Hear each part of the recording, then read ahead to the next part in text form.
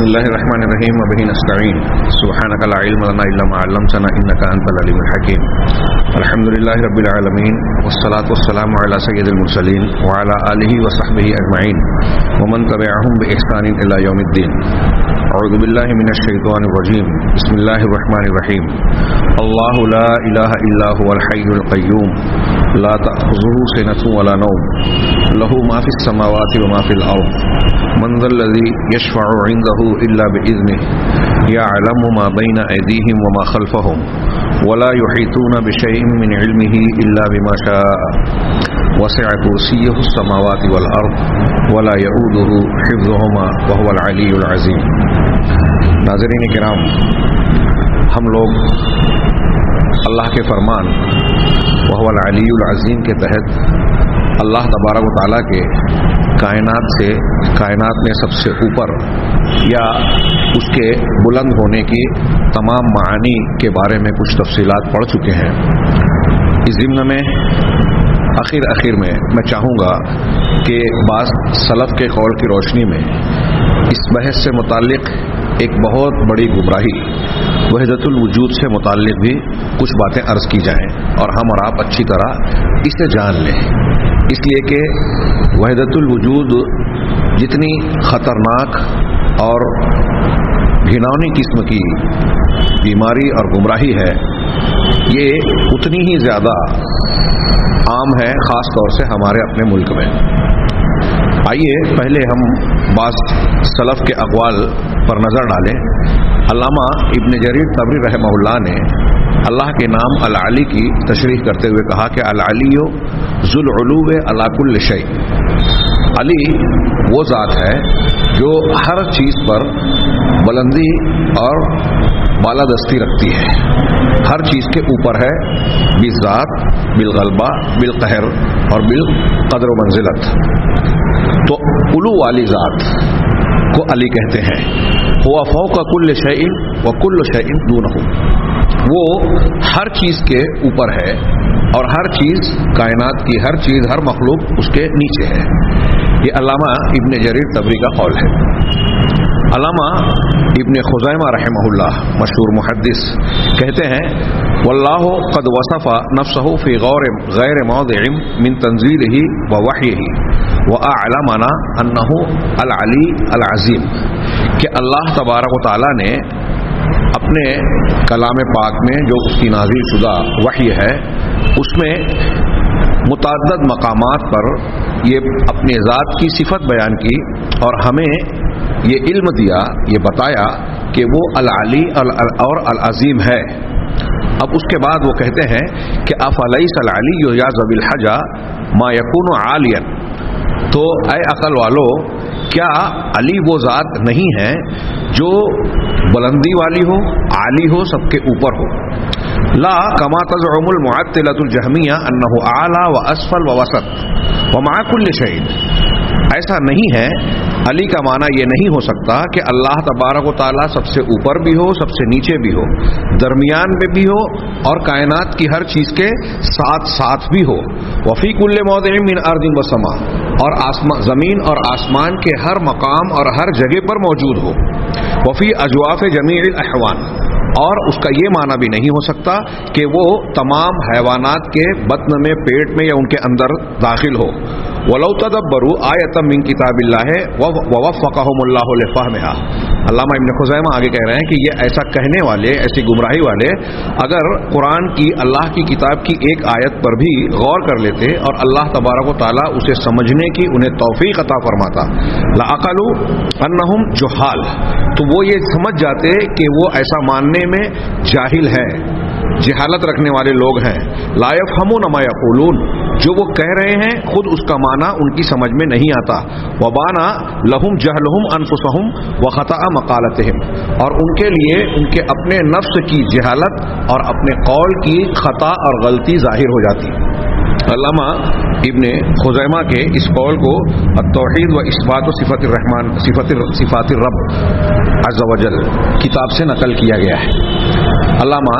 ابن خزیمہ نے اس میں جہاں اللہ تبارک و تعالیٰ کے علو کا اس بات کیا جو تمام اہل سنت والجماعت کا مسلک ہے، قرآن حدیث اور اجماع امت سے ثابت ہے، وہیں معطلہ جہمیہ جو اللہ تبارک و تعالیٰ کے علو اور سب چیزوں سے بلند ہونے کا انکار کرتے ہیں، ان کا شدید رد کیا، جو یہ کہتے ہیں کہ اللہ تبارک و تعالیٰ صرف اوپر ہی نہیں بلکہ نیچے بھی ہے، درمیان میں بھی ہے، کائنات کے ہر مقام پہ ہے، ہر جاندار ہر وجود کے ساتھ ساتھ ہے بلکہ ان سے ملا ہوا ہے. کہا کہ قرآن کی آیتوں پر بلکہ ایک آیت پر اس معنی اور اس مضمون سے متعلق ایک آیت پر بھی غور کرتے تو انہیں یہ بات سمجھ میں آ جاتی کہ وہ جو یہ کہہ رہے ہیں یہ سراسر جہالت پر مبنی بات ہے. یہی میں یہ عرض کرنا چاہتا ہوں کہ یہ جو جس چیز کا علامہ ابن خزیمہ نے یہاں رد کیا اپنی اس عبارت میں، وہ اشارہ ہے ان اہل اتحاد، اہل حلول، اہل وحدت الوجود کا جو اللہ تبارک و تعالیٰ کی شان کو نہ سمجھتے ہوئے اتحاد اور وحدت الوجود کے قائل ہیں. اتحاد اور وحدت الوجود کا کیا معنی ہوتا ہے اور اس کا مفہوم کیا ہوتا ہے وہ جاننے سے پہلے میں 2-3 قول اور پیش کرنا چاہتا ہوں جو موسوعۃ العقیدہ میں درج ہے. قوام السنہ امام تیمی کہتے ہیں کہ تمام مسلمانوں کا اس بات پر اجماع ہے کہ اللہ تبارک و تعالی العلی الاعلی ہے. العلی بھی ہے اور الاعلی بھی، دونوں اللہ کے نام ہیں. اور قرآن نے اپنے اس فرمان میں اس کا ذکر کیا ہے سبح اسم ربک الاعلی، اپنے رب اعلی سب سے بلند پروردگار کی تسبیح بیان کرو. تسبیح کہتے ہیں ہر اس چیز سے اللہ کو منزہ قرار دینا جو اللہ کی شان کے لائق نہیں ہے. چنانچہ اللہ تعالیٰ نے اپنے آپ کو کہا الاعلی. چنانچہ کہا کہ یہ بات ثابت ہو گئی کہ اللہ تبارک و تعالیٰ کے لیے ذات کا بھی علو ہے،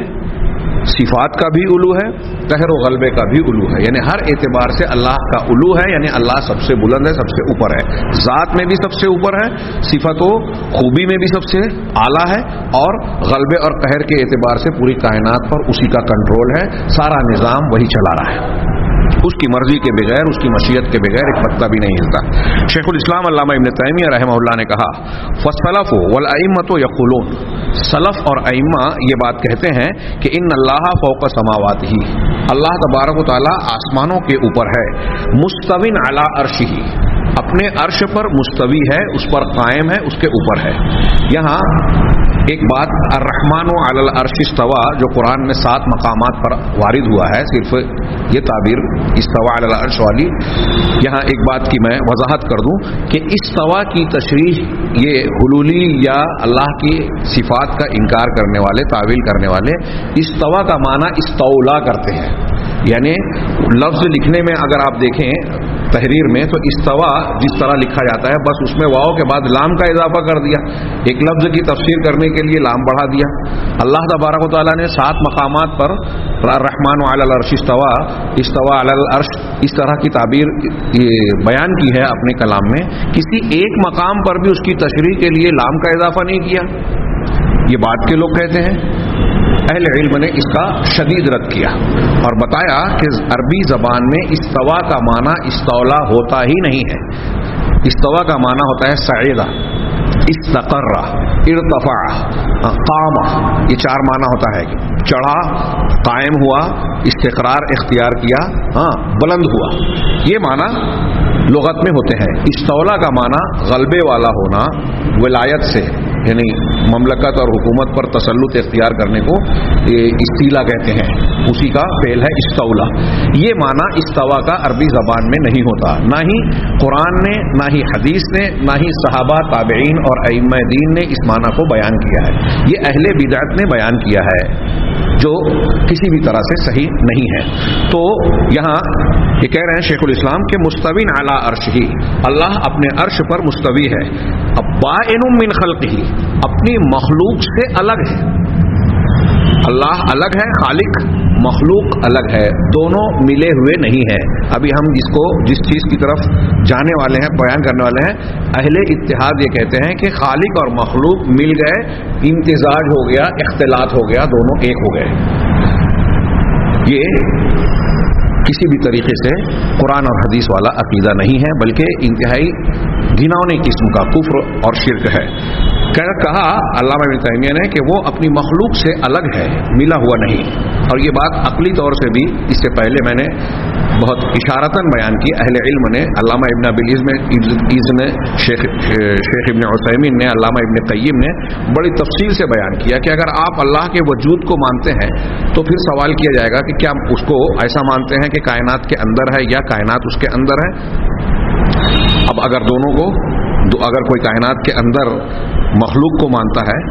اللہ کو مانتا ہے، تو یہ اللہ تبارک و تعالیٰ کو محدود کر رہا ہے، اور اللہ کے اندر اگر مخلوق کو مان رہا ہے تو نعوذ باللہ اللہ تبارک و تعالیٰ کو گندگی، خرابی اور بری چیزوں کی جگہ اور ظرف قرار دے رہا ہے۔ دونوں باتیں باطل ہیں، اور ایسی کئی اور بھی غلط باتیں لازم آتی ہیں ایسا ماننے سے، چنانچہ الگ ماننا پڑے گا۔ اب الگ ہے تو اوپر مانتے ہیں کہ نیچے مانتے ہیں، دائیں مانتے ہیں کہ بائیں مانتے ہیں؟ اگر اوپر آپ نہیں مانتے تو پھر نیچے ماننا پڑے گا، یا اوپر والی جو جہت ہے اوپر کے ضد کو ماننا پڑے گا۔ اب اللہ تعالیٰ کے لیے خوبی اور کمال کیا ہے؟ بلندی ہے یا نیچے ہونا ہے؟ ظاہر سی بات ہے کہ بلند ہونا اللہ تبارک و تعالیٰ کے لیے کمال اور خوبی ہے۔ اس چیز کو مختلف انداز اور ڈھنگ سے تفصیل کے ساتھ اہل علم نے بیان کیا، اور یہ ثابت کیا کہ عقل سے بھی غور کرے انسان تو یہ ثابت ہوتا ہے کہ اللہ تبارک و تعالیٰ کا اس کائنات میں سب سے اوپر ہونا ہی اللہ کے شایان شان ہے، اس کے لائق و زیبا ہے۔ چنانچہ یہ کہتے ہیں کہ مخلوق سے الگ ہے، جیسا کہ اس پر قرآن بھی دلالت کرتا ہے، سنت بھی، اور اس امت کے سلف کا اجماع بھی، صحابہ اور تابعین سارے کے سارے اس پر متفق ہے۔ قرآن بھی کہتا ہے، اور ایک دو دلیلیں نہیں، قرآن اور حدیث کی تقریباً کم و بیش 1000 دلیلیں کہتی ہے اللہ تبارک و تعالیٰ ہر قسم کے علو سے متصف ہے، بلندی رکھتا ہے۔ آگے علامہ ابن تیمیہ کہتے ہیں وَكَمَا عَلِمَ الْمُبَايَنَةُ وَالْعُلُوُّ بِالْمَعْقُولِ الصَّرِيحِ الْمُوَافِقِ لِلْمَنْقُولِ الصَّحِيحِ، اور جیسا کہ اللہ تبارک و تعالیٰ کا اور مخلوق کا الگ الگ ہونا، اور اللہ کا بلند ہونا، کائنات میں سب سے اوپر ہونا، یہ معقول صریح یعنی عقل صریح، کھلی ہوئی عقل سے جس طرح معلوم ہوتا ہے، ایسی عقل سے جو منقول صحیح یعنی صحیح نقل قرآن حدیث کی صحیح دلیلوں کے موافق ہے، اور وَكَمَا فَطَرَ اللَّهُ عَلَى ذَلِكَ خَلْقَهُ، اور جیسا کہ اللہ تبارک و تعالیٰ نے اپنی مخلوق کو کی فطرت اس کا بنائی ہے، اس فطرت پر پیدا کیا ہے کہ انسان کی فطرت میں یہ بات موجود ہے کہ ہمارا خالق اور مالک اوپر ہے، من اقرارہم بھی، کہ وہ اس کا اقرار کرتے ہیں، اور جب اللہ تبارک و تعالیٰ کی طرف قصد اور ارادہ کرتے ہیں تو اوپر ہی کی طرف کرتے ہیں۔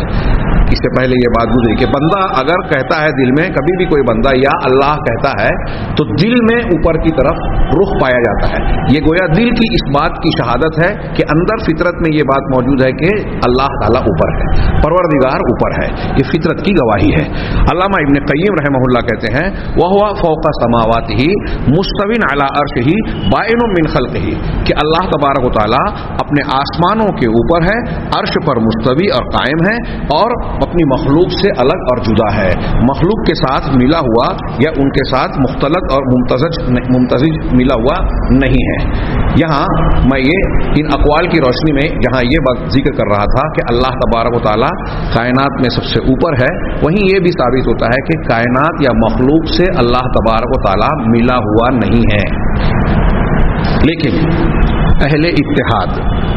پہلے یہ جان جائیے کہ اتحاد کسے کہتے ہیں۔ یہ وحدہ سے بنا ہے، انفراد اور اکیلا ہونا، ایک ہونا کے معنی میں۔ تو جو لوگ دو چیزوں کو ملا کر ایک مان لیتے ہیں، یا ایک سے زیادہ اجسام کو اکٹھا کرنے کے بعد کہتے ہیں کہ یہ ایک ہو گئی، یہ اس معنی پر اتحاد دلالت کرتا ہے۔ متحد ہونا ہم اردو میں بھی بولتے ہیں۔ اب اصطلاحی طور پر اتحاد، اہل اتحاد کس بات کے قائل ہیں؟ وہ اس بات کے، میں اپنے الفاظ میں تعبیر میں کہوں کہ یہ کہتے ہیں کہ اللہ تبارک و تعالیٰ اور مخلوق متعدد، یہ دونوں مل گئی، ممتزج ہو گئی۔ تو اہل اتحاد یہ کہتے ہیں کہ خالق اور مخلوق اگر دو ذات متحد ہو کر مل کر ایک ہو گئی، تعالی اللہ عما یقولون علوا کبیرا، اللہ تبارک و تعالیٰ اس قسم کے حفوات سے بری اور پاک ہے۔ لیکن اہل اتحاد اور جن کو اہل حلول یا ہم حلولی کہتے ہیں،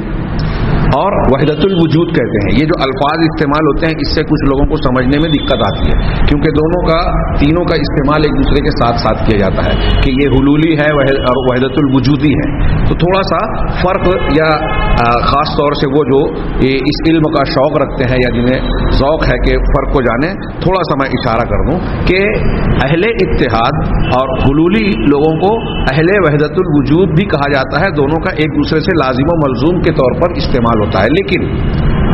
حلول کا عقیدہ رکھنے والے لوگ دو طریقے کے ہوتے ہیں. ایک وہ جو اللہ کے مخصوص بندوں، اس کو مقید یا خصوصی حلول کہتے ہیں، یعنی ایسے لوگ جو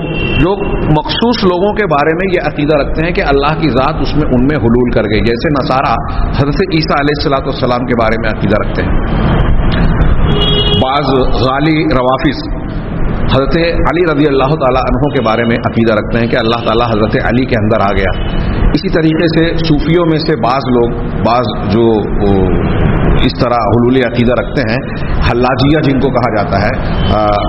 منصور ابن حلاج کے بارے میں کہتے ہیں نا کہ وہ کہتا تھا انا الحق، میں الحق ہوں، یعنی میں اللہ ہوں، اللہ میرے اندر آ گئے، نعوذ باللہ. ویسے تو آج کے زمانے میں بعض علماء محققین یہ کہتے ہیں کہ صوفیوں کے جتنے بھی سلسلے پائے جاتے ہیں، سارے سلسلوں میں چاہے وہ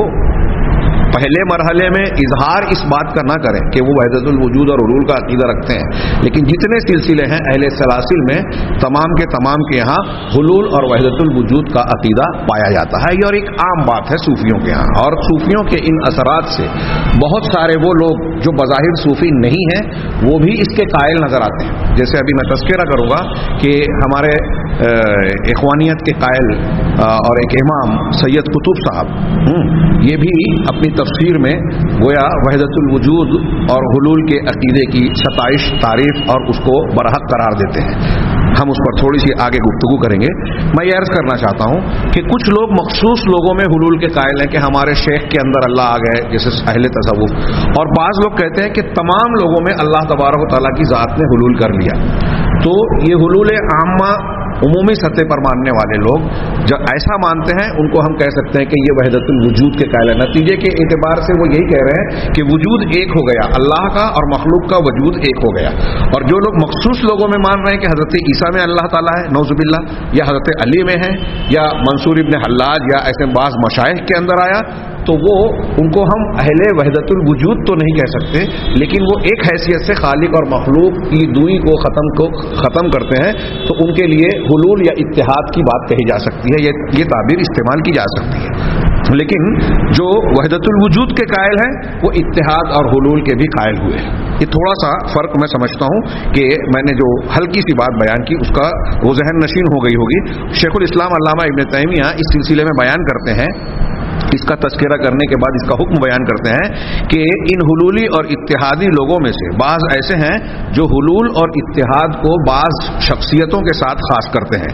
یا بعض انبیاء کے ساتھ، جیسے مسیح علیہ السلام کے تعلق سے حضرت عیسیٰ کے بارے میں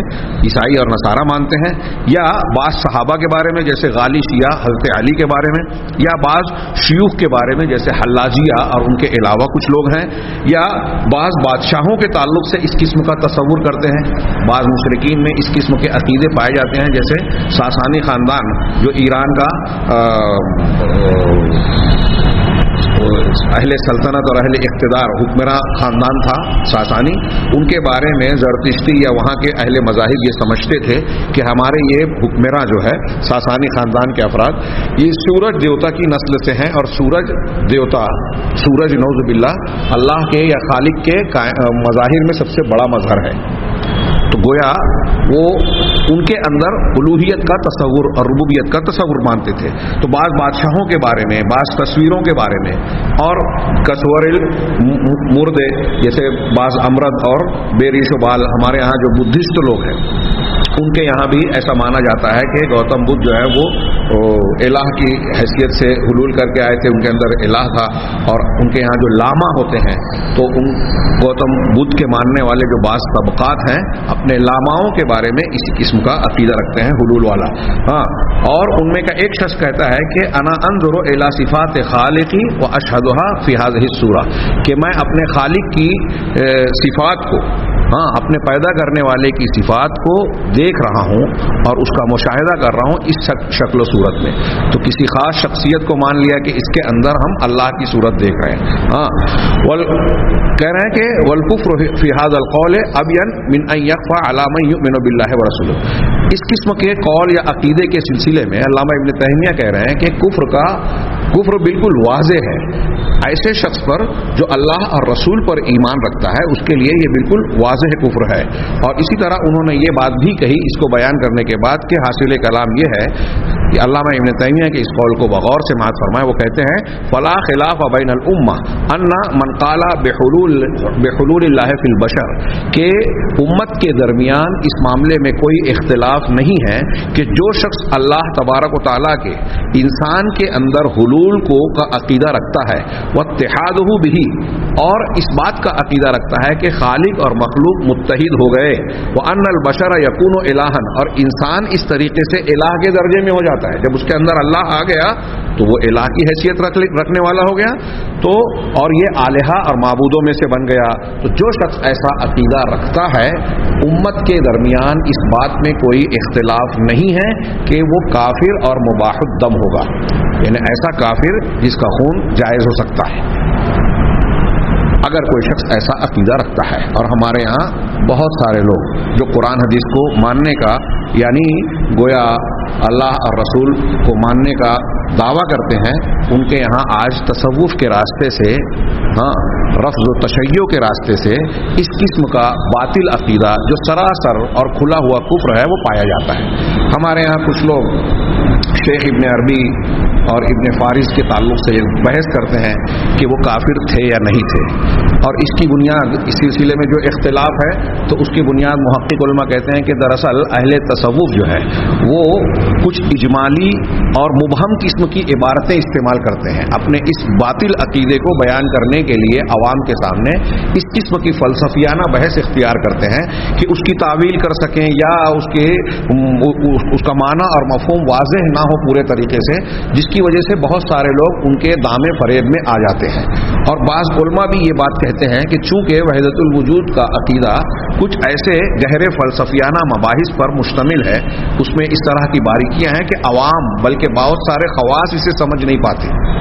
हाँ, इमदादुल्लाह महाजिर मक्की साहब ने कहा कि वहदतुल वजूद का अकीदा बरहक है, लेकिन चूंकि आरिफीन इसे बहुत सारे आरिफीन समझ नहीं पाते तो अवाम इसको क्या समझ पाएंगे। लिहाजा इस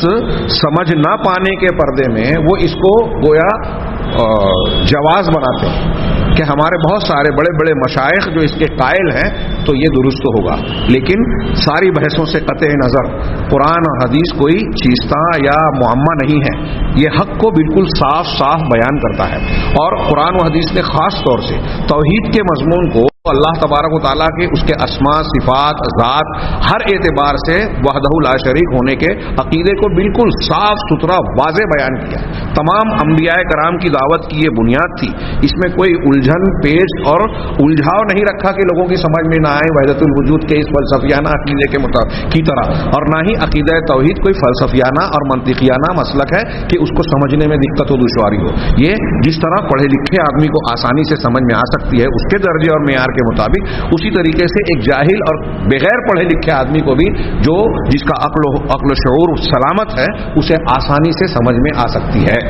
इसमें कोई दो राय नहीं है। कुरान और हदीस लोगों की हिदायत के लिए आया है और इस हिदायत ने तौहीद के मजमून को, अकीदे के मजमून को बिल्कुल वाज़ेह बयान किया है। अब इसमें फलसफियाना गुफ्तगू करके उलझाव पैदा करना और फिर उस सिलसिले में ऐसी बातें पेश करना जो कुरान और हदीस के मज़ामीन से खुले तौर से टकराव रखती है, और फिर उसके बाद ये कहना कि हमारी समझ में नहीं आती इसलिए हम इसको नहीं कहेंगे, इसलिए दुरुस्त बात नहीं है। बहुत सारे उलमाए मुहक्किकीन ने, हाँ, आज अरब उलमा की आप किताबें पढ़ें ان محققین نے علامہ بقائی اور دوسرے بڑے بڑے علماء اور مفسرین کے اقوال نقل کیے ہیں کہ جن کو شیخ اکبر کہا جاتا ہے ابن عربی، اس کی کتاب فتوحات مکیہ، فصوص الحکم، ان کتابوں میں جو عبارتیں موجود ہے، ہم اس کے ظاہری الفاظ اور معنی کی بنیاد پر، جن کی ظاہری طور پر تعویل نہیں ہوتی اور اس کا جو معنی واضح طور پر نظر آتا ہے، اس کی بنیاد پر اس میں کوئی شک نہیں ہو کرتے کہ اس میں صراحتاً کفر موجود ہے، وہ کفر اور تکفیر کے لائق ہے۔ ابن فارض اور ابن عربی کے اقوال یا عقائد جو وحدت الوجود اور حلول پر مشتمل ہیں، ان کی تعویل نہیں کی جا سکتی، جس میں دوسری معنی اور مفہوم کی گنجائش نہیں ہے۔ اس کی بنیاد پر ان کے لیے، ان عقائد کے ماننے والوں کے لیے کفر کے علاوہ اور کوئی بات نہیں کہی جا سکتی۔ یہ اہل تحقیق نے بالکل صاف صاف کہا۔ اب ایسے عقیدے کو فلسفیانہ بحث میں لپیٹ کر قرآن اور حدیث کے معنی اور مطالب میں ہیج پیش کیا جاتا ہے۔ جیسے ابھی ہم نے پڑھا استوا، اس کا معنی بدل کر کچھ بیان کیا گیا۔ واللہ وہو معکم اینما کنتم، اللہ تمہارے ساتھ ہے تم جہاں کہیں بھی ہو۔ میں نے اس سے پہلے بیان کیا کہ اللہ کا ساتھ ہونے کا مطلب کیا ہے۔ ساتھ ہونے میں ایک معنی ہوتا ہے اختلاط، جیسے کہا جاتا ہے اللبن مع الماء، دودھ پانی کے ساتھ، تو دودھ اور پانی ملا ہوا ہوتا ہے، ممتزج ہوتا ہے، ایک دوسرے سے ملا ہوا رہتا ہے، مختلط ہو جاتا ہے، ان کے اندر اختلاط ہو جاتا ہے۔ کیا اللہ تبارک و تعالیٰ اور مخلوق کے درمیان اس قسم کے اختلاط کا معنی ہو سکتا ہے؟ ناممکن بات ہے۔ لغت میں یہ معنی پایا ضرور جاتا ہے، لیکن خالق و مخلوق کے لیے یہ معنی نہیں ہو سکتا۔ ساتھ کا یہ معنی، جیسے ہم ایک آدمی کے ساتھ ہے، آپ میرے ساتھ ہیں، میں کہتا ہوں کہ ہم اور آپ ساتھ ہیں، تو یہاں ساتھ کا مطلب کیا ہے؟ کیا ہم دونوں ایک دوسرے کے اندر داخل ہو گئے، دودھ اور پانی کی طرح مل گئے؟ نہیں، بلکہ سنگت کے معنی میں ہے۔ اور کبھی ایسا بھی ہوتا ہے کہ ہم قریب بھی نہیں ہیں، ایک آدمی اس شہر میں ہے، ایک آدمی دوسرے شہر میں ہے، فون کے ذریعے، خط کے ذریعے سے وہ کہتا ہے، آدمی اس دوسرے آدمی سے کہتا ہے کہ تم یہ جو کام کر رہے ہو میں اس سے متفق ہوں، اور اس کام میں، اس تحریک میں، اس معاملے میں میں تمہارے ساتھ ہوں۔ تو میں تمہارے ساتھ ہوں یعنی تمہاری تائید کرتا ہوں، تمہارا تعاون کروں گا، اس معاملے میں میں جو مدد کر سکتا ہوں وہ مدد کروں گا، یہ ساتھ کا معنی ہے۔ اہل علم نے عربی زبان کے لغت کے حوالے سے یہ بیان کیا کہ ساتھ کے یہ جو الگ الگ معنی ہے، مل جانا یعنی امتزاج و اختلاط، سنگت یعنی معیت،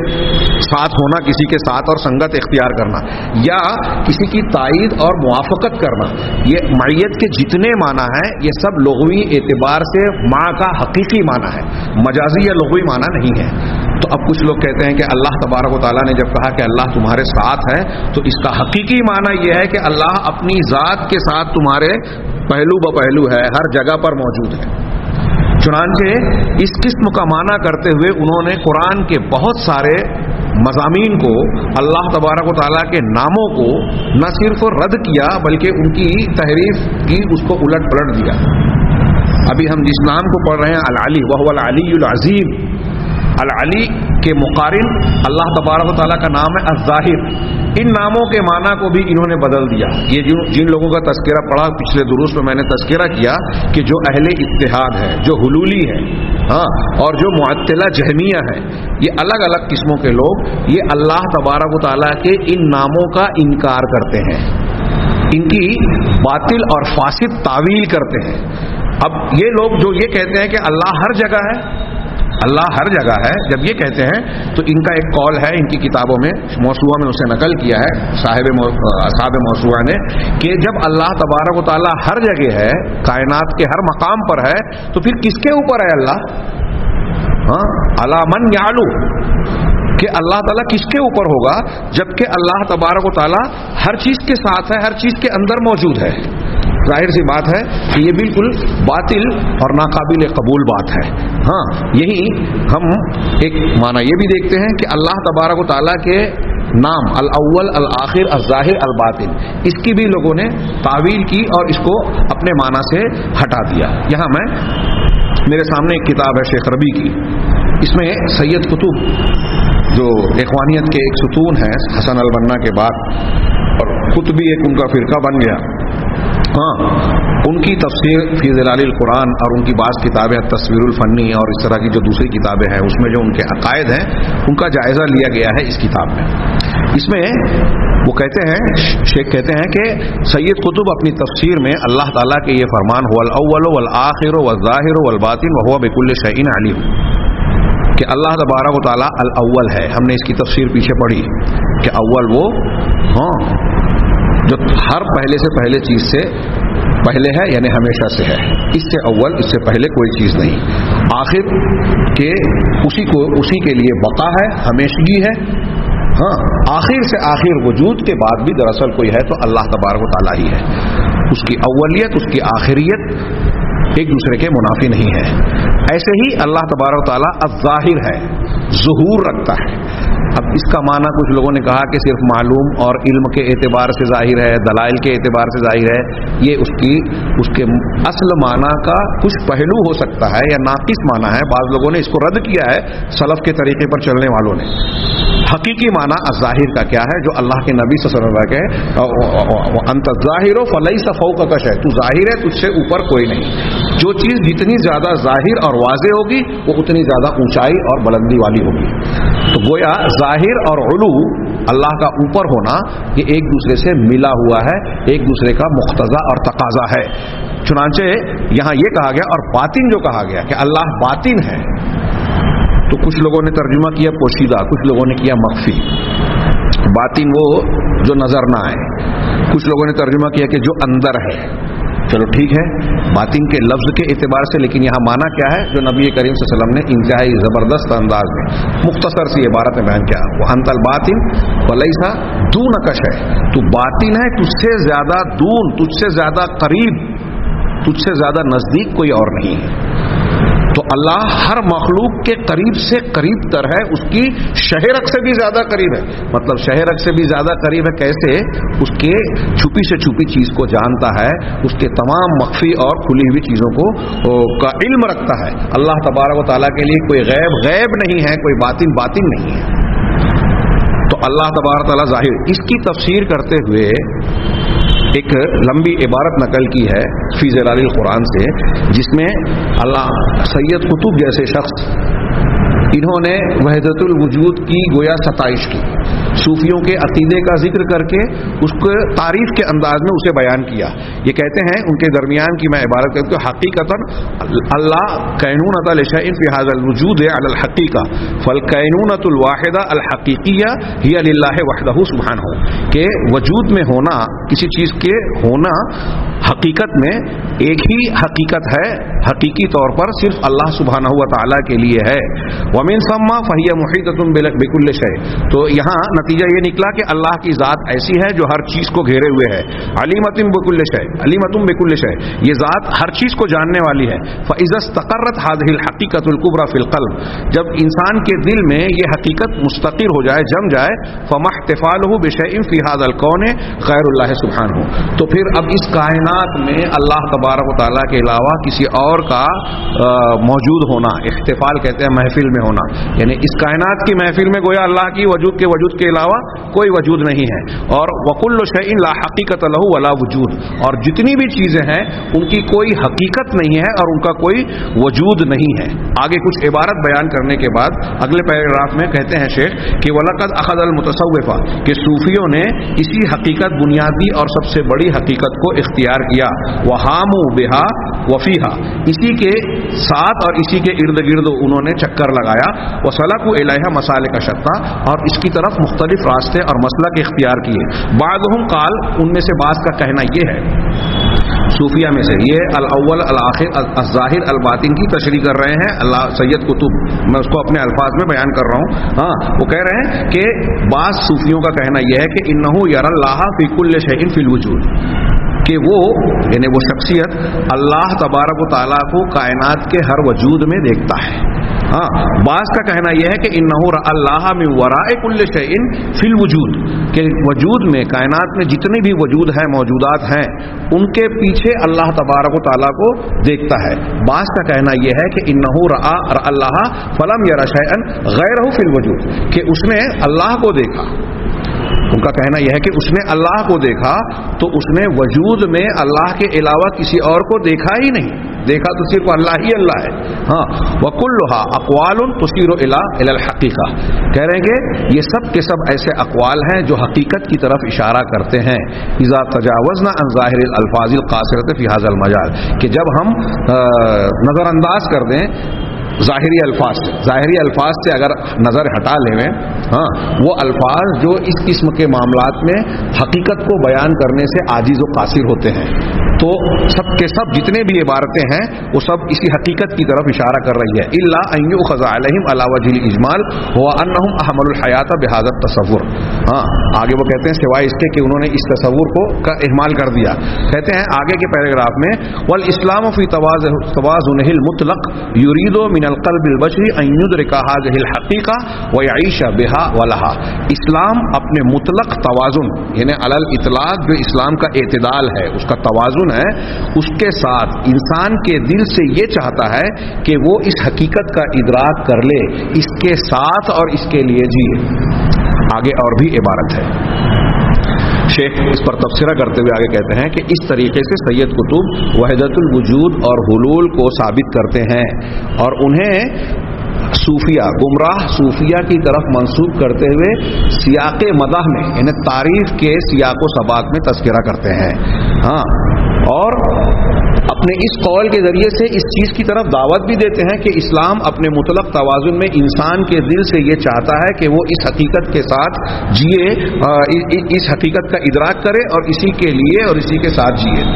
गोया सैयद कुतुब इसी की तरफ दावत देते हैं। ये मैंने इख्तिसार के साथ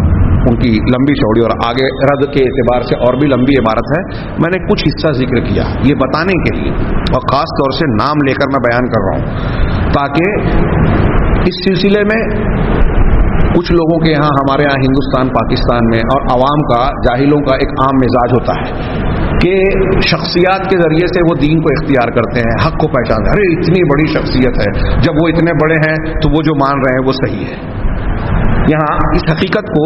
शैतान फरामोश करवा देता है कि सिर्फ अंबियाए कराम अलैहिमुस्सलातु वस्सलाम की ज़ात बाबरकत ऐसी होती हैं जो मासूम हैं, जिनकी कोई भी बात जो साबित शुदा हो इंसान के लिए कबूल कर लेना लाजिम और वाजिब है। अल्लाह के नबी के अलावा, पैगंबर के अलावा दुनिया के किसी भी इंसान की बात रद्द भी की जा सकती है, कबूल भी की जा सकती है। ये बात उम्मत के बहुत सारे किबार उलमा सलफ से अकीदतन उसूलन साबित है, सभी मानते हैं। इमाम मालिक रहमहुल्लाह का इस सिलसिले में वाज़ेह कौल है कि हम में से हर शख्स की बात को कबूल भी किया जा सकता है, रद्द भी किया जा सकता है, सिवाय इस साहिब कब्र के। अल्लाह के नबी सल्लल्लाहु अलैहि वसल्लम की कब्र मुबारक की तरफ आपने इशारा किया और कहा कि इनकी बात के अलावा दुनिया के किसी भी इंसान की बात को कबूल भी किया जा सकता है और रद्द भी किया जा सकता है। लेकिन हमारे यहाँ मिजाज ये बन गया कि अगर एक आदमी ने किसी को बड़ा मान लिया, किसी शख्सियत से मुतासिर हो गया कि फलां शख्सियत बहुत बड़ी है, मैं उनसे बड़ा मुतासिर हूँ, वो मेरे लिए जो है वो आइडियल है, मॉडल है। हाँ, एक आदमी अब मौलाना अबुल आला मौदूदी साहब को मानने लगा, एक सैयद कुतुब को मानने लगा, एक शेख हसन अलबन्ना को मानने लगा, एक मौलाना इलियास को मानने लगा, एक फलां बुजुर्ग और एक फलां बुजुर्ग को मानने लगा, एक किसी मुफ्ती को मानने लगा। तो अब जिसको हम मान रहे हैं अंधे होकर मान रहे हैं कि उनकी जो भी बात है, अब उसको सही हो या गलत हम कबूल कर लें। अगर उनकी कोई गलती वाज़े तौर पर हमारे सामने आ भी गई तो लोग जो है मुतक़िदीन जो है, मुरीदीन जो है, उसकी तावील करते हैं। और फिर अहले तसव्वुफ ने तो यहाँ रास्ता ही बंद कर दिया एतराज़ करने का कि भाई मुरीद का काम शेख पर एतराज़ करना नहीं है, बल्कि मुरीद को शेख के सामने उसके हाथ में ऐसा ही होना चाहिए जैसे मय्यत गुस्ल देने वाले को नहलाने वाले के हाथ में होती है। अगर नहलाने वाला उसे उलट पलट रहा है या कोई उसके साथ हरकत कर रहा है तो मय्यत मुर्दा उसको कुछ नहीं कहता। ऐसे ही मुरीद को शेख के हाथ में होना चाहिए। तो इसका नतीजा क्या निकला कि अब शेख ने चाहे जो हुक्म दिया हो उसे कबूल कर लिया जाए। अगर वो गंदे कामों का भी हुक्म दे रहा है कि आप कपड़े उतार के लेट जाए, ये मैं नहीं कह रहा हूँ, अल्लाह के घर में बैठा हूँ, सिर्फ फहाशी के तौर पर नहीं, उनकी किताबों में ऐसी ऐसी बातें हैं जिसको मैं अल्लाह के घर में नकल भी नहीं कर सकता। और फिर गंदे काम करके अपने मुरीदों के सामने शेख ये कहते हैं कि तुम जो करता हुआ मुझे देख रहे हो हकीकत में वो मैं नहीं कर रहा हूं। यहाँ तरीक़त के नाम पर शरई अहकामात को रद्द कर दिया गया कि हम तरीक़त पर चलने वाले हैं, ये शरीयत जो है ये छिलका है, ये जाहिलों के लिए है। کہ اللہ نے یہ کہا، رسول نے یہ کہا، نماز پڑھنا، روزہ رکھنا، فلاں اور فلاں، جو گہرائی میں چلا جاتا ہے، جو طریقت کے اعلیٰ مدارج پہ چلا جاتا ہے، اس کے اوپر شریعت کے یہ احکامات ساقط ہو جاتے ہیں۔ انتہائی خطرناک قسم کی گمراہی ہے یہ۔ نبی کریم صلی اللہ علیہ وسلم مرض الموت میں ہیں، آخری وقت میں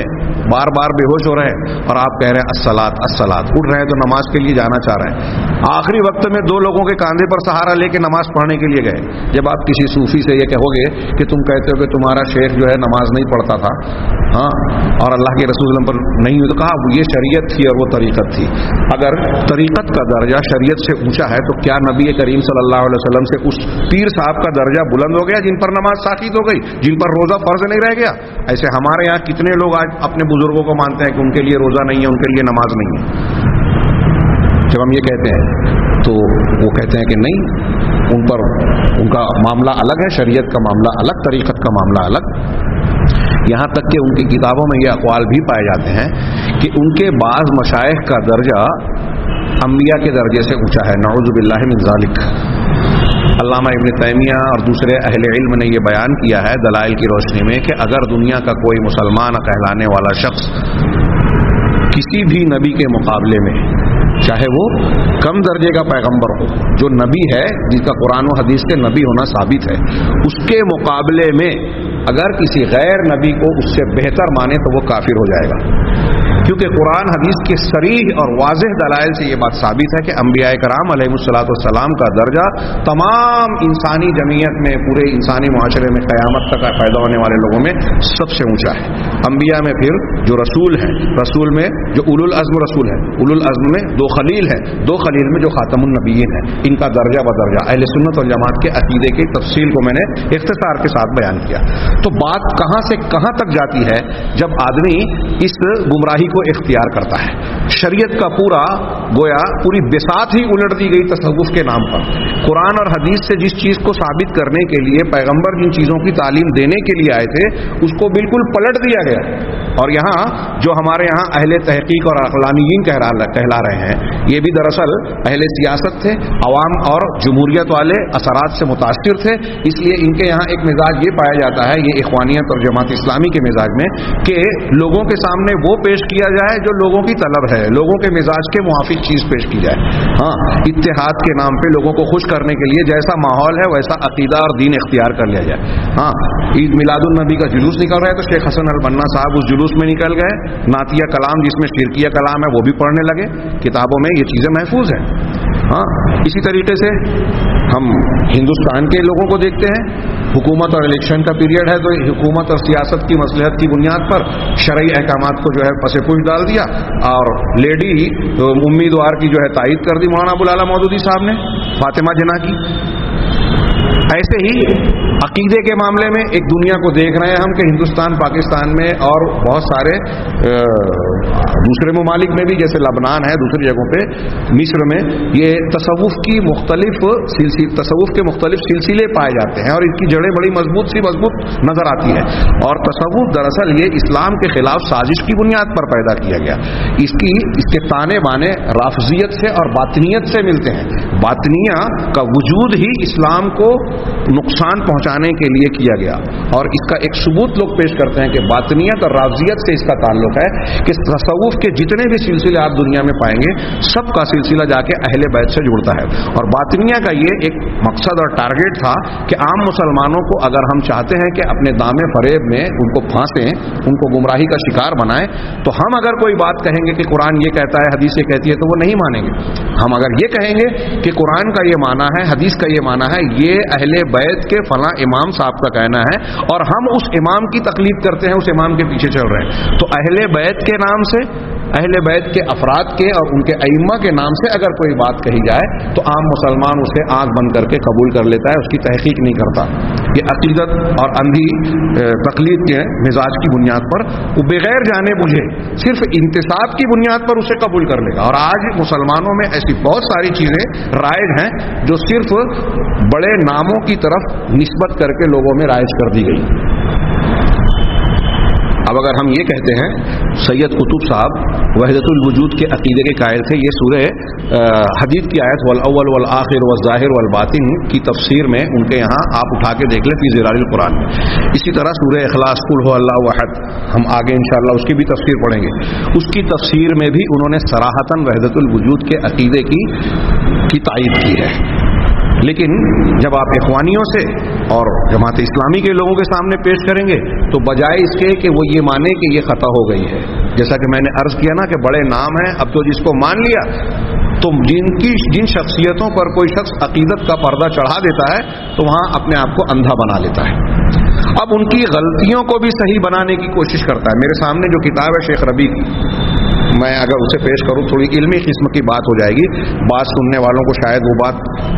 جو ہے ایسا لگے کہ مولانا ایسی باتیں چھیڑ رہے ہیں جو ہم کو سمجھ میں نہیں آ رہی ہیں یا اس کی اتنی ضرورت نہیں ہے، لیکن طالبان علم کے لیے، اہل تحقیق کے لیے یہ ممکن ہے کہ وہ اس کتاب کی طرف رجوع کریں. اضواء الاسلامیہ علی عقیدت سید قطب و فکری، کہہ رہے ہیں یہ شیخ ربیع بن ہادی بن عمیر المدخلی کی کتاب ہے، اس کی طرف رجوع کریں. بعض اس کے علاوہ دوسری کتابیں بھی ہیں جس میں اس کا جائزہ لیا گیا ہے، ان کے عقائد کا اور ان کے تفسیر میں جو اغلاط اور غلطیاں ہوئی ہیں ان کی تفصیلات بیان کی گئی ہیں. تو کچھ لوگ سید اعظم عبداللہ اعظم اور ان کے اقوال کو انہوں نے نقل کیا کہ سید قطب کا دفاع کرتے ہوئے انہوں نے کہا کہ سورہ بقرہ میں انہوں نے وحدت الوجود کا انکار کیا، قرآن کے کئی مقامات پر انہوں نے خالق اور مخلوق کو الگ الگ کہا، اور پھر انہوں نے اس کا رد کرتے ہوئے کہا کہ سورہ بقرہ میں یہ بات کہی. اب سورہ حدید میں هو الاول والآخر والظاہر والباطن کے تحت وہ وحدت الوجود پیش کر رہے ہیں، تو کیا آپ یہ مانیں گے؟ ہاں، اس میں کچھ لوگوں نے تعویل کی کوشش کی کہ یہاں پہلے تھا، بعد میں ان کی تحقیق ہوئی اور ایسا ہوا اور ایسا ہوا، تو بعد والی بات کو پہلے والی کا ناسخ و منسوخ مانا جائے گا؟ یہ اللہ تبارک و تعالیٰ اور اس کے رسول کی شان ہوتی ہے کہ ان کے مختلف کلام اگر دو مقامات پر الگ الگ ہے تو ان کو ملایا جاتا ہے، تطبیق دی جاتی ہے. اور اللہ اور صرف رسولوں کی یہ شان ہوتی ہے کہ وہ اگر ان سے خطا ہو گئی تو ان کی فوراً اصلاح ہو جاتی ہے. باقی شخصیات سے اگر خطا ہوتی ہے تو ان کی خطا کو خطا مانا جاتا ہے، ان کے صحیح کو صحیح مانا جاتا ہے. اگر وہاں انہوں نے صحیح کہا ہے تو یہاں غلط کہا ہے. ہاں، اور پھر انہوں نے اور بھی جائزہ لیا اور ابن عربی، ابن فارض اور ان لوگوں کے اقوال کو، علامہ بخاری وغیرہ کے اقوال کی روشنی میں یہ بیان کیا ہے کہ یہ جو سید قطب کی صفائی میں جو کچھ لوگوں نے اس قسم کی باتیں بیان کی ہیں وہ قابل قبول اور علمی معیار کے اعتبار سے وہ مدلل اور مضبوط نہیں ہے. بہرحال میں یہ عرض کرنا چاہتا ہوں کہ دیکھیے سید قطب جیسا شخص یہ تصوف والے بظاہر شخصیت نہیں ہے، لیکن تصوف کا اتنا گہرا اثر آج عالم اسلام پر ہے کہ ایسی شخصیات جو بظاہر محقق ہیں، تفسیر لکھ رہے ہیں، ہاں، وہ بھی اس سے متاثر ہوئے بغیر نہیں رہے. اور ہم ہندوستان پاکستان میں بہت بڑے بڑے شخصیات کو دیکھتے ہیں، اور عجیب بات یہ ہے کہ جو لوگ تصوف سے وابستہ ہوتے ہیں وہی انہی کو گویا ایک قسم کی شہرت اور تشہیر ملتی ہے. جو تصوف کی مخالفت کرتا ہے ہمارے یہاں دینی حلقوں میں عام طور سے اسے وہ قبولیت عامہ کا درجہ نہیں ملتا. بظاہر یہ کچھ لوگوں کا تذکرہ ہے، ہو سکتا ہے اس سے اختلاف ہو. تو یہ ملحوظ رہے کہ اللہ تبارک و تعالیٰ کا یہ فرمان والاول والآخر والظاہر والباطن کی تشریح جو ہم نے پہلے پڑھی، اللہ کے نبی صلی اللہ علیہ وسلم نے جو اس کا معنی اور مفہوم بیان کیا، الظاہر کو اس کا معنی بیان کرتے ہوئے اس کی مخالف چیز کی ضد بیان سے وضاحت کی کہ وہ ظاہر ہے یعنی اوپر ہے، تو مطلب اس کے لیے نیچے ہونے کا کوئی معنی نہیں ہوتا، ظہور کے معنی ہے. اسی طرح باطن، اس میں اللہ تبارک و تعالیٰ کے علم کے احاطے کا ذکر ہے، گویا زمانی اور مکانی اعتبار سے اللہ تبارک و تعالیٰ نے ہر اعتبار سے احاطہ کر رکھا ہے. اب یہاں تھوڑا سا میں اشارہ کروں، سننے والے یہ سوچ سکتے ہیں کہ وحدت الوجود پر استدلال کرنے والے لوگوں نے مختلف قسم کی دلیلیں دی ہیں قرآن اور حدیث سے. ہم نے جو اس سے پہلے بہت سی دلیلیں پڑھی ہیں اس میں اس بات کا تذکرہ تو آ جاتا ہے کہ وحدت الوجود کسی بھی طریقے سے قرآن و حدیث کے موافق نہیں ہے. علامہ ابن عبد البر کا قول جو میں نے کل پڑھا تھا وہ اس سلسلے میں شاندار دلیل ہے کہ تم میں سے قرآن کی آیت جو انہوں نے پیش کی سورہ ممتحنہ کی غالباً کہ اللہ تبارک و تعالیٰ ہر چیز کا علم رکھتا ہے اور تم میں 3 ہوتے ہیں تو اللہ چوتھا ہوتا ہے، 5 ہوتے ہیں تو اللہ چھٹا ہوتا ہوتا ہے. ہاں, اور اللہ تبارک تعالیٰ تمہارے ہر بات کو جانتا ہے, قیامت کے دن تمہارے متعلق خبر دے گا. اس آیت کی تفسیر کرتے ہوئے کہتے ہیں کہ تمام اہل علم کا اس بات پر اتفاق ہے کہ اللہ عرش پر مستوی ہے اور اپنے علم کے اعتبار سے وہ سارے لوگوں سے قریب ہے. جو لوگ اس کے علاوہ دوسرا معنی کہتے ہیں کرتے ہیں, صحابہ اور تابعین میں جتنے علماء ہیں سب یہی کہتے ہیں کہ اللہ بذات عرش پر ہے اور کائنات کی ہر جگہ پر علم کے ساتھ ہے, احاطے اور قدرت کے ساتھ ہے. ہم نے اس معنی کو بار بار پڑھا. اب وحدت الوجود کے رد کے لیے کون سی دلیلیں ہیں؟ تو اس کی بے شمار دلیلیں ہیں. قرآن اور حدیث میں جتنی دلیلوں میں یہ کہا گیا ہے کہ آسمان اور زمین میں جو کچھ ہے سب اللہ کے لیے ہے, آسمان اور زمین میں جو کچھ ہے سب اللہ کی مخلوق ہے, آسمان اور زمین میں جو کچھ ہے سب کو اللہ تبارک و تعالیٰ پال رہا ہے, جتنی بھی ایسی آیتیں ہیں وہ سب کے سب وحدت الوجود کا رد کر رہی ہے. وحدت الوجود کا معنی یہ کہ وجود ایک ہے, اللہ اور مخلوق مل گئے, ایک ہو گئے. لیکن یہ آیتیں یہ کہہ رہی ہیں کہ اللہ الگ ہے اور بندے الگ ہیں,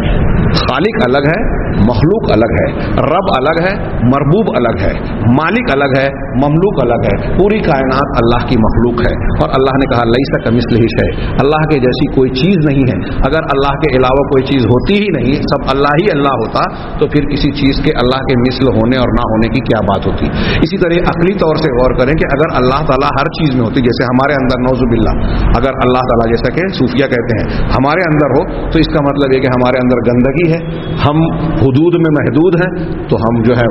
محدود ہو گئے, ہم گر گئے. اب ہماری موت ہو گئی, اللہ زندہ ہے, تو کوئی چیز جو دو مل کر ایک ہو گئی ہے, اس میں سے ایک حصہ مر گیا اور ایک حصہ زندہ ہے, کیا یہ عقلاً قابل قبول بات ہو سکتی ہے؟ ایسے اور بھی کئی عقلی استحالات ہوتے ہیں. تو ہر اعتبار سے وحدت الوجود یا حلول کا عقیدہ وہ قرآن و حدیث سے, اجماع امت سے, ان تمام دلیلوں سے جس میں اللہ تبارک و تعالیٰ کا مخلوق اور کائنات کے سب سے اوپر ہونا ثابت ہوتا ہے, ان تمام دلیلوں سے وحدت الوجود کا حلول کا عقیدہ رد ہوتا ہے.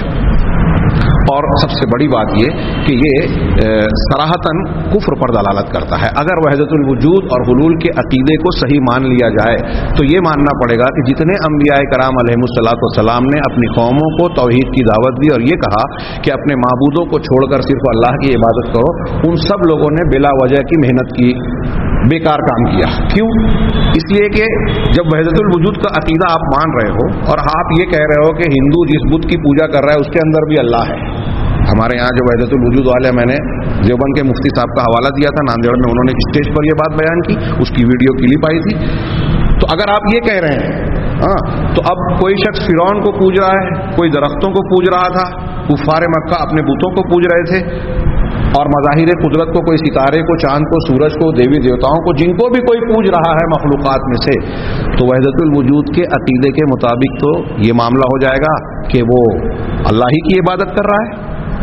انبیاء کرام علیہ الصلوۃ والسلام نے بلا وجہ کی محنت کی, اور یہ جو میں کہہ رہا ہوں کہ نتیجے کے طور پر یہ صوفیوں نے ایسی جرأت و جسارت کر ڈالی کہ انبیاء کرام, مثال کے طور پہ وہ کہتے ہیں کہ جب حضرت موسیٰ علیہ الصلوۃ والسلام نے فرعون کو دعوت دی اور فرعون نے سوال کیا وما رب العالمین, رب العالمین کیا ہے, تو حضرت موسیٰ نے جواب دیا, سورہ شعراء میں وہ مکالمہ پڑھیے, رب السماوات والارض وما بینہما ان کنتم موقنین, کہ رب العالمین وہ ہے جو آسمانوں اور زمین کے درمیان کا پروردگار ہے, اگر تم یقین, اور ان کے درمیان جتنی چیزیں ہیں سب کا پروردگار ہے اگر تم یقین رکھتے ہو. پورا مکالمہ ہے. تو صوفی حضرات کہتے ہیں کہ فرعون جو بات سوال کر رہا تھا موسیٰ علیہ الصلوۃ والسلام نے سمجھا ہی نہیں تھا. فرعون پوچھ رہا تھا کہ ما رب العالمین, رب العالمین کیا ہے, اور موسیٰ علیہ السلام جواب دے رہے تھے کس سوال کا, کہ رب العالمین کون ہے. یہ ان کی انتہائی جہالت, اور جہالت کے ساتھ اللہ اور اس کے پیغمبر کے خلاف ایک گستاخانہ قسم کی جرأت اور جسارت ہے.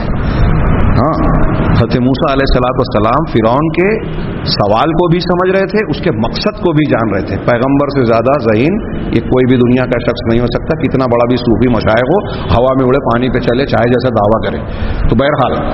خلاصہ کلام یہ کہ وحدت الوجود اور حلول کے عقیدے نے گویا شریعت کی بنیاد کو ہی کھوکھلا کر دیا. جو لوگ ایسا مانتے ہیں وہ تمام کتابوں, تمام رسولوں کی بنیادی اور پہلی تعلیم توحید پر ضرب لگاتے ہیں. جو وحدت الوجود اور حلول کا عقیدہ رکھتا ہے وہ توحید پر نہیں ہے، اسلام کے عقیدے پر نہیں ہے، ایسا شخص ماننے والا، جیسا کہ علماء امت کا اتفاق ہے، وہ فلسفیانہ کتنی بھی بحث کرے، اگر وحدت الوجود اور حلول کو مان رہا ہے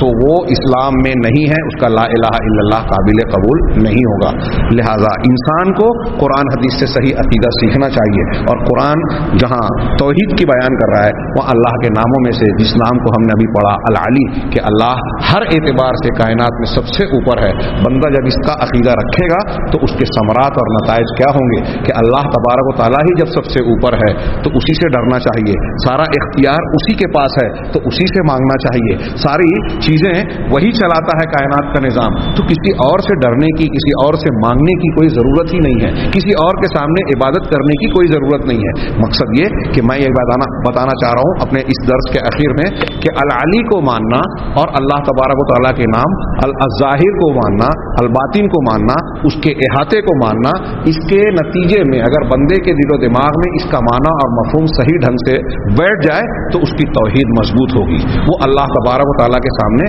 اس کی عظمت اور بڑائی کا قائل ہوگا، اس کے سامنے اپنے آپ کو حقیر بندہ سمجھے گا، اپنی ضرورتوں کو صرف اللہ کے سامنے پیش کرے گا، اور اللہ تبارک و تعالیٰ کے بارے میں جب یہ جانے گا کہ وہ ہر چیز پر ظاہر ہے اور چھپی سے چھپی الباطن بھی ہے، یعنی اس سے سامنے کوئی چیز کائنات کی چھپی ہوئی نہیں ہے، مخفی سے مخفی چیز راز کو بھی جانتا ہے، تو بندہ اس بات سے شرمائے گا کہ میں اکیلے میں، تنہائی میں، اندھیروں میں اللہ کی نافرمانی کروں، اس کے حکم کی خلاف ورزی کروں۔ نتیجہ یہ کہ اللہ کے ان ناموں کو اگر بندہ صحیح ڈھنگ سے جان جائے اور اس کے تقاضوں کو مان لے تو وہ بندگی میں اعلیٰ سے اعلیٰ مقام کو